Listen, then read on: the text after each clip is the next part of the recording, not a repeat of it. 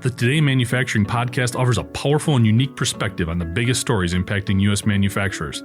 Anna Wells, David Manty, and Jeff Ranke apply their experience as editors of industry-leading brands Manufacturing.net and Industrial Equipment News in providing in-depth analysis of the latest headlines. Their insight, along with a mix of humor and human interest, makes Today in Manufacturing a go-to source. Keep pace with supply chain challenges, electric vehicle developments, labor struggles, robotics, and more by listening, downloading, and subscribing to the Today in Manufacturing podcast.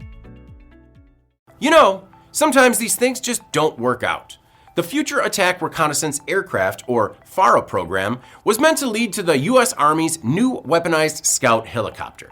The Army had even held a design competition to find the replacement for the Vietnam-era OH-58 chopper once it was retired. In the interim, Apache attack helicopters and shadow drones were filling in. According to Defense News, the Army has spent at least $2 billion on the program and earmarked some $5 billion for development over the next 5 years. The Raider X prototype from Lockheed Martin's Sikorsky was a FARA frontrunner, and Bell Textron was also a player with the Bell 360 Invictus. Despite engine delays from General Electric Aerospace, test flights were planned for later this year. Well, last week, Army officials said they are ending FARA as part of a major overhaul that will also see the end of the Shadow and Raven fleets. The focus will be shifted to Blackhawks, the newest Chinook cargo helicopter, the future long-range assault aircraft, and drone R&D.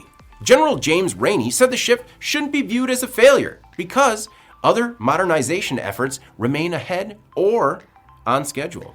I'm David Manty. This is Manufacturing Now.